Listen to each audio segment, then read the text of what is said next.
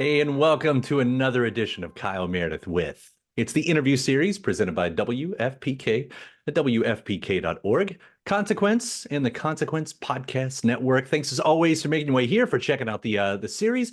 Please do hit that subscribe button while you're hanging around. I do 3 new interviews every single week, new and every Monday, Wednesday, and Friday. So it's a great way to keep up with your favorite artists and discover the new ones. You can grab us anywhere you get podcasts from: Spotify, Apple Podcast, at NPR, WFPK.org, Consequence, or of course right here on YouTube for the video versions. Anywhere you get your podcast from, you can subscribe to Kyle Meredith with. That's me, Kyle Meredith. Today, we're going to be talking about the film Argylle with director Matthew Vaughn. Now, you know Matthew Vaughn. He created, wrote, and directed the Kingsmen movies. He's back with this one. Let's read about this. Bryce Dallas Howard is Elly Conway, a reclusive author of a series of best-selling espionage novels, whose idea of bliss is a night at home with her computer and her cats, Alfie. But when the plot of Elly's fictional books, which center on secret agent Argylle and his mission to unravel a global spy syndicate, begin to mirror the covert actions of a real-life spy organization, quiet evenings at home become a thing of the past. Accompanied by Aiden, played by Sam Rockwell, a cat-allergic spy, Elly, carrying Alfie in her backpack, races around the world to stay one step ahead of the killers as the line between Elly's fictional world and her real one begins to blur. This is a fun movie. And if you're a fan of Matthew's work with the Kingsmen, it's right up your alley with all that. The visuals are there. He and I are going to talk about the incredible cast that is a part of this movie, well beyond just Bryce and Sam Rockwell. And we're going to talk about the music. There's 3 very big songs in it that we're going to get the background of. We're going to hear about what he was attracted to on this. We're going to hear about his plans possible for the future to make it a franchise, and so much more. Let's jump into it. We're talking Argylle. It's Kyle Meredith with Matthew Vaughn. Hello, how you doing? I'm doing well. It's a pleasure to meet you. Had so much fun watching Argylle. Really, you've once again made, I'll use that word again, just such a fun movie. So, Well, the good news is I wanted it to be fun. Imagine if I was like, what are you talking about? It's fun. It's serious. It is fun. And the fact that you've got Prince next to you, I now like you. do you have a favorite Prince era? I like his early area. I'm tired. Early area. Yes, I really liked his early stuff. So even things like Controversy and all the way back there. But Purple Rain is where I really, that album blew my mind, and Sign of the Times was just a masterpiece. Just right. He's the best. I've seen it so many people live, and there isn't a single person that's got near to Prince. No, that's true. I will agree with you. Was the greatest guitarist of my era. Guitarist, performer. I in 1 week I was lucky enough to see Prince, Michael Jackson, and Madonna. And I was amazed each concert getting better, and then Prince just blew the other 2 off. They just were decimated by him. Oh man, I really can't imagine. I've seen Michael Jackson and Madonna on video. Like I used, because I was a kid of the '80s, so of course I was watching all those live shows. But I did see Prince live before he passed away. But I can't imagine what that was, what that week must have been like. That's amazing. It was a good week. Yeah. Well, I am going to talk about the music in Argylle because I know that's important. But I thought we'd start with sort of, the basic stuff. Like, this is the first movie where it's not written, directed by you. Yes. This is the first one. It's not. What was it still about this idea that excited you? Well, Jason wrote a really good script with a lot of twists in it, and the twist got me in the script. So that was, he rang me up, said, would you read this screenplay? And it's pretty hard to, when you've been reading a lot of scripts and doing it for a long time, it's hard to land misdirects in the way he did. But the script was quite safe, shall we say. And I was like, you know what? If I'm going to do this, Jason, so I sat him down. I believe in, unlike other people in Hollywood, I tell the truth up front. And I said, look, I'm going to rip this apart. I'm going to change a lot. We're going to put a cat in the movie. I come up with this idea that we'll have two spies, because his one was really about the super spy. And then she meets another super spy, and it would be Brad Pitt and Henry Cavill. You're like, yeah, it's sort of nice, but we sort of done it before.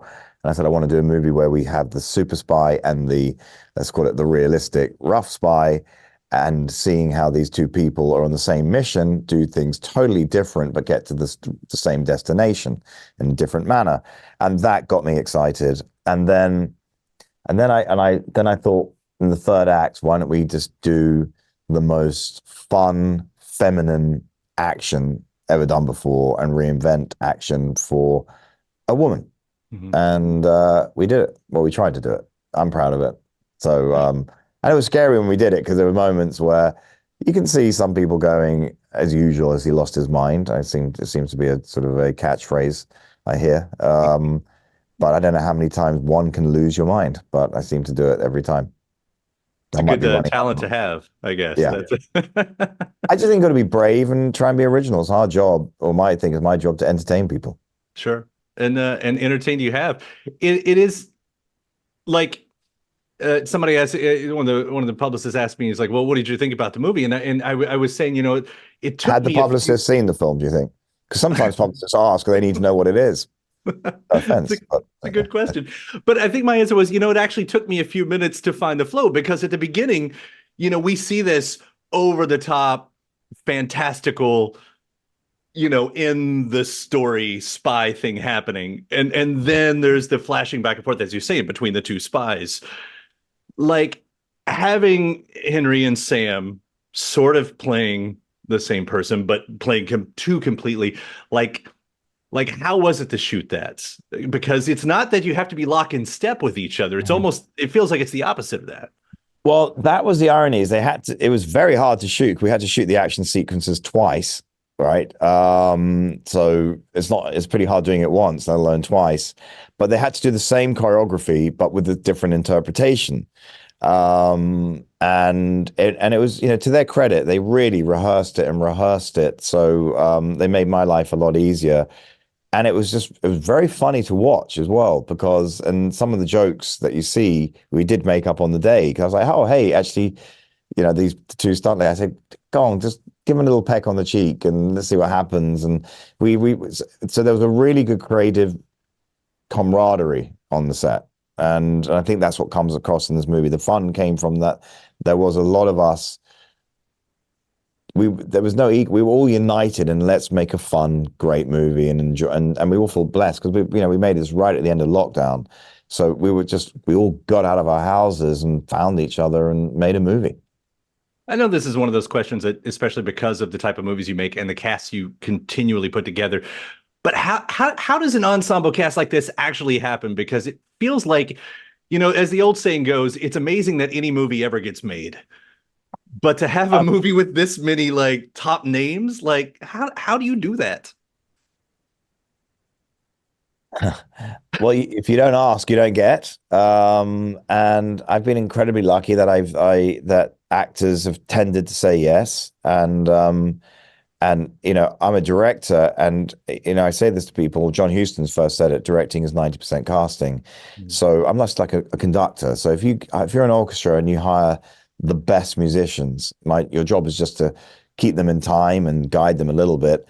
But these people are so good that even if I'm out of time, they're going to stay on time or in time. And I'm just lucky. Because if you make a movie and you've got the best cinematographer, the best screenplay, the best music, the best locations, the best costume, the best makeup, but the actors suck, doesn't matter. You're dead. So, in the end of the day, acting is, that's what you relate to. You relate to the characters on the screen more than anything else. And if you don't relate to the characters, you're not going to be engaged in the movie.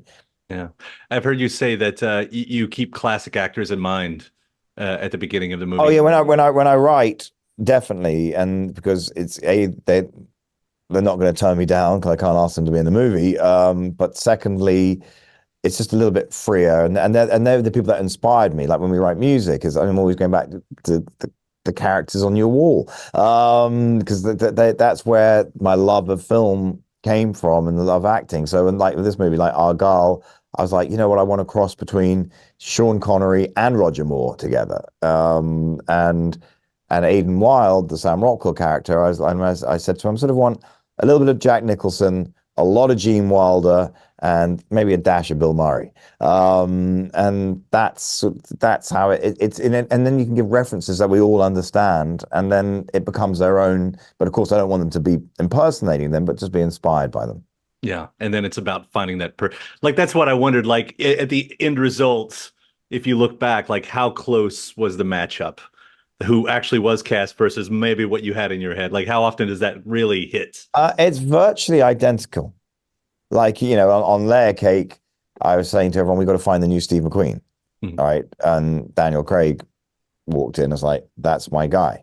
So, and Kingsman was all about finding the new, well, not finding David Niven was the inspiration. And Colin Firth, I think, is the modern David Niven. And so, yeah, if you can go through any of my movies, I'll tell you who the actor or the legend was that inspired the role. Yeah, I love knowing that. And since we're hitting there, the music, there are three main songs. We don't have to talk about where they are in it, but I heard the first notes of Now and Then. And I was like, oh my God, he's using Now and Then. Here we have this final Beatles song that's come Yeah. out, and it's not the exact version. I mean, this sounds like the demo, the original Lennon demo, and knowing that Giles was a part of this too, like Yeah. how did you end up with this? Because this is still so new in the world for it to be in a movie. Hmm. So Giles Martin, who's the producer, over a year and a half ago, I was with him and I said, look, I'm really struggling to find what I call the romantic song of the movie because I need it to be sad but hopeful. And now that I've listened, this movie made me listen to more love songs than I've ever tried in my life. And I realized that most of them are just sad, and all about breakups. And I was like, I said, I can't make it just that. It needs something with with an uplift. And he said, do you want to hear a new Beatles song? And Giles has got a hell of a sense of humor. So I was like, yeah, whatever. He goes, no, I'm being deadly serious. And he played it to me. And it was as if Lennon had seen the film, the lyrics, Now and Then, the way it was. Then I said, okay. And then we just slapped it on the movie and we didn't have to edit anything. It just fitted the picture, which I was like, oh my God, thank you.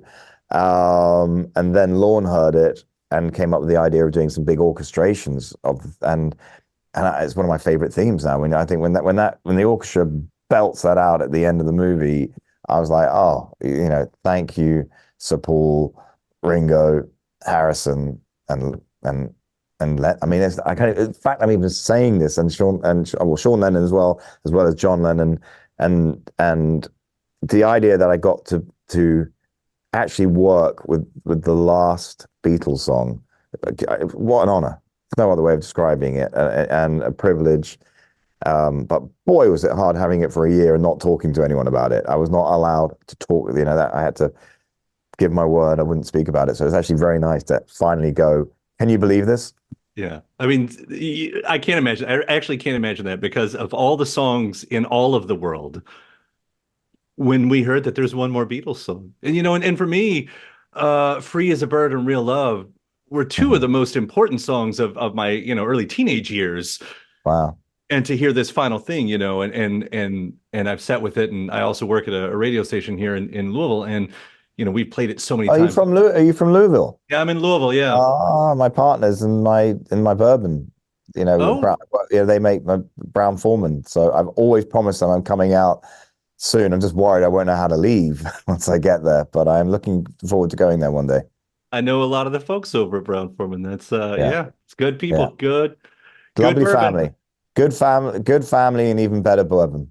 Yeah, well, bourbon. How you say it? You got bourbon. Yeah, Bourbon. whatever. Yeah. It all tastes the same, so it's no matter how you say it. When you say that, you can taste the good stuff from the bad stuff, or you feel it the next day as well. Sure.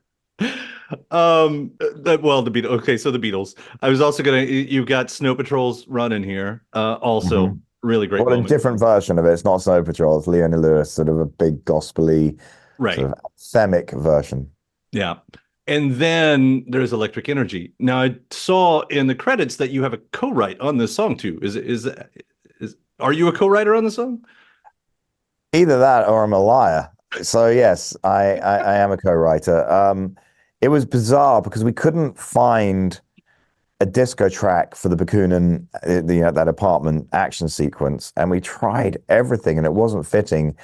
And then I was like, well, let's write a old new disco track. I mean, what is it about old and new in this movie? But like with the Beatles, I went, well, and so we wrote the template, and then we played it to Ariana, who had some great ideas, and then she sang it with us. And then Boy George came aboard, and then he wrote a new verse. And then Nile Rogers came in and did the guitar, and I was like, and we created a new old disco track. And it's funny because when you play the movie to people, and I'm people my generation and some older who are around that, they go, oh, I love this song, and they're tapping. I go, what is it? And they go, yeah, I know it. It's what I remember dancing to this in Studio 54, and I'm like, do you now? So, and then I say it's a new one, but it was, do you know what? It was really good fun writing it, but making the video and watching these I don't know if you've seen the video, but I have seen the video. Yeah.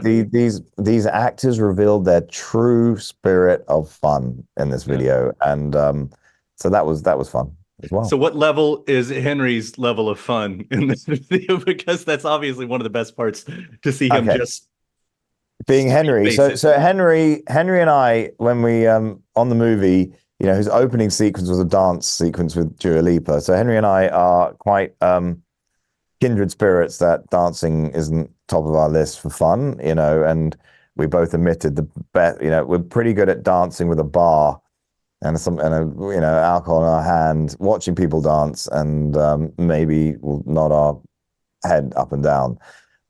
So it was quite intriguing because Dua Lipa was sort of nervous acting in her first movie opposite Henry Cavill, and Henry Cavill was like nervous dancing with her and having to lift her up as well, and he just was nervous about dropping her. So the video, I said, Henry and I were, when Henry was doing his stuff, I went, be yourself. You're not the character right now. And so do it as you would do it. Everyone, this is the whole point. This is the actors in the video, not the characters in the video. And Henry was like, this is not my cup of tea. Are you sure we should be doing this? And I was like, yeah, play it like it's not your cup of tea. So he played it like it wasn't his cup of tea. And it ends up making a really great moment in the video over and over. And seeing Nile on there, Nile Rogers, I mean, God, anything the guy touches and is a part of, once he brings that guitar and bass in, it's unbelievable. Yeah. And it's effortless. Yeah. It's I went to a concert of Nile's with my son, and my son halfway through it was like, he's not doing that for real. And I went, no, he really is. Because it's, just a legend. Yeah, I've seen him on video. I've never been in the room, but like seeing him write with people. You got to get out more. Everyone we talk about, you've seen on video. You get out of Louisville. I've never been invited into his songwriting process, is what I'm trying to say. Okay.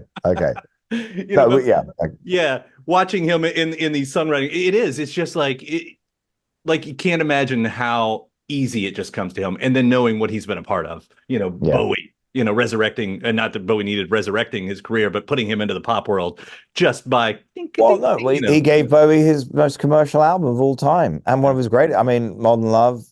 It's a masterpiece. It is a masterpiece. Yeah. I'll bring up a masterpiece moment of Argylle too. Watching Sam Jackson talk is enough. Usually, hearing his, I don't know what you call it. It's not really a monologue, but his lines about the wine as he's talking about the vineyard. It's one of those moments where I think, is this speech written with Sam Jackson saying it in mind? Because it sounds like a classic Samuel L. Jackson moment. Well, once Sam Jackson, he could read the Yellow Pages and it will sound like a classic Sam Jackson written for him moment. He is an extraordinary actor that brings an A+ game to whatever he does, and it's just such a delight to work with him. And it's this big joke. He loves singing. I'm not going to sing, but he sings, he's undirectable, right? And he does it to someone has to help me out. What's the, no, not Sinatra. It's no under Unbelievable, EMF. no, undirectable. But it's not. No, it's not a. Oh God, come on, help Oh, me I out. see what you're saying. Unforgettable. Unforgettable. That's Yeah. what I. So he sings undirectable, and I was laughing because he's not meaning like you can direct me, but why bother? Just doesn't. It's him. Yeah, because some people Um, do make the mistake of saying, "Sam, can you do it again? Can you do it again?" I mean, with Sam, once you get to the third take, you've got to be an idiot to right. because first take makes it's the second. I mean, as long as you make sure you captured him. If you're on a third take, there must be something wrong with the camera because it's just perfection. I know this got to be the last question here. I've heard somebody talk about this being more of a universe. Like, how far down the line are you? Second, third movie? Is that what I'm understanding? Look, we would love to do more. The issue is people have to go watch the movie this weekend for us to do more, because pretty hard to persuade someone to give you money to make a movie if no one watched the first one. So, and the next one, I touch wood, cross fingers if this works, would be the book one, which has just been published, where we go back and we see how Argylle goes from a long head ponytail guy to a flat top. Oh, that flat top. That's going to be iconic. I really hope that continues. I really do, because it is, as I said at the beginning, it's such a fun movie, and it's got a great soundtrack. Well, spread the word and a call of arms. Go to the cinema this weekend, please. For the sake of all of us, cinema needs help. And you're doing your part for that, and I appreciate it, Matthew. Thank you so much for taking the time. Seriously, it's been a real pleasure. Well, thank you as well. And thanks to my guest. Also, thanks to you for checking out the episode in the series. Before you get out of here, hit that subscribe button. Again, you get 3 brand new interviews every single week. New one every Monday, Wednesday, and Friday at right here on YouTube, or of course anywhere in podcast land, including iTunes, Apple Podcasts, Spotify, Podchaser, NPR, or WFPK.org as well. A great way to keep up with your favorite artists and discover new ones as well. Then after that, actually head over to WFPK.org. That's where I do a show Monday through Friday, 6 p.m. Eastern. It's an hour full of song premieres, music news, anniversary spins, bonus interviews, Monday through Friday, 6 p.m. Eastern at WFPK.org. Consequence has your music and film news. You can also find me on the social media spots, Facebook, Instagram, mostly on Twitter. All 3 of them, the address is at Kyle Meredith. Do hope you like and follow along. That does it for another edition. I'm Kyle Meredith. I'll see you next time.